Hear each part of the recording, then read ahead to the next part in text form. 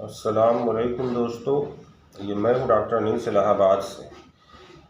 Constipation की series में ये आखिरी सीरीज़ है और आज मैं आपको बता रहा हूँ सेकेंडरी कॉन्स्टिपेशन किसको कहते हैं। वह कब्ज़ है जो किसी दूसरी बीमारी की वजह से या दवा की वजह से या किसी स्पष्ट कारण से होता है कि भाई ये चीज़ खाया और मुझको कब्ज़ हो गया। इसका मतलब ये हुआ कब इस केस में सेकेंडरी कॉन्स्टिपेशन में कब्ज़ खुद में कोई बीमारी नहीं है, बल्कि एक किसी अन्य समस्या का परिणाम होती है। इसमें मुख्य कारण है दवाओं की वजह से, आयरन की गोली है, कैल्शियम सप्लीमेंट की वजह से भी कब्ज़ हो सकता है, अफीम वाली दवाएं, ओपीएम वाली जैसे ट्रामाडॉल का इंजेक्शन है या ट्रामाडॉल। इसके अलावा एंटी डिप्रेसेंट कुछ दवाएं होती हैं, कुछ दवा बीपी की होती है, ब्लड प्रेशर की, जो कॉन्स्टिपेशन कॉज करती है।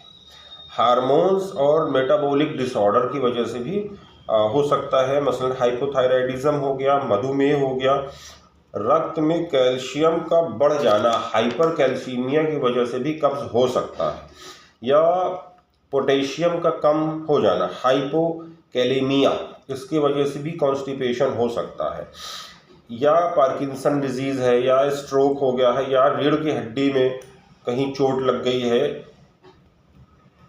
या मल्टीपल स्क्लेरोसिस है। इस तरह के केस में जो कॉन्स्टिपेशन होगा वो सेकेंडरी कॉन्स्टिपेशन कहलाएगा। अब आंतों की संरचना में कोई समस्या आ गई हो, जैसे कि कोलन या रेक्टम का कैंसर, या उसमें कोई गांठ, या कोई दूसरा अवरोध, या आंतों का संकुचन, इंटरसेप्शन जैसी बीमारी, या रेक्टोसील या रेक्टल कोलैप्स, ये सब वजह हैं सेकेंडरी कॉन्स्टिपेशन की।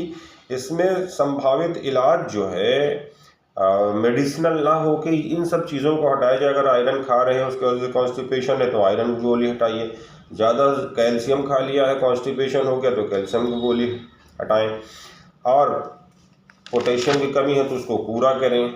इसी तरह एंटी डिप्रेसेंट दवा चल रही होती है तो फिर भाई उसका अपना इलाज करें, डिप्रेशन की दवा हटाएं, या वो दवा जो नुकसान कर रही हो उसको दूर करें। इसी तरह हार्मोन्स की वजह से अगर कॉन्स्टिपेशन हो गया तो फिर हार्मोन्स थेरेपी चलेगी। तो इस सेकेंडरी कॉन्स्टिपेशन में जो काज है उसको हटाया जाएगा, यानी कोई मुलैयन, लैक्सेटिव इस तरह की दवा देने की आवश्यकता नहीं है। लेकिन अगर जल्दी चाह रहे हैं कि नहीं भाई चलिए जल्दी हो जाए, तो पहला काम ये है कि इन काज को हटाएं। अच्छा, कभी कभी बच्चों में जो कॉन्स्टिपेशन होता है वो दूध की एलर्जी की वजह से भी होता है।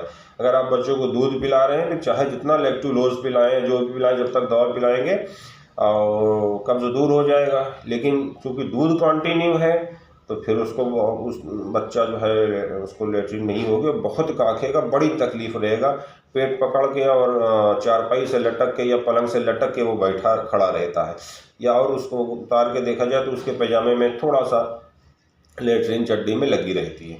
तो वो बच्चों में दूध की वजह से जो एलर्जी है उसकी वजह से कॉन्स्टिपेशन हो सकता है। तो ये सेकेंडरी कॉन्स्टिपेशन था, और मैंने कॉन्स्टिपेशन पे कई वीडियो बना दिया, और सब वीडियो का इकट्ठा करके देख लिया जाए और उसके बाद फिर सेग्रीगेट करा जाए कि मरीज़ को कॉन्स्टिपेशन किस वजह से है, तब उसका इलाज करा जाएगा। आखिर में मैं आपको ये कह रहा हूँ कि चैनल को लाइक करें, सब्सक्राइब करें। मैं हूँ डॉक्टर अनीस इलाहाबाद से। अस्सलाम वालेकुम।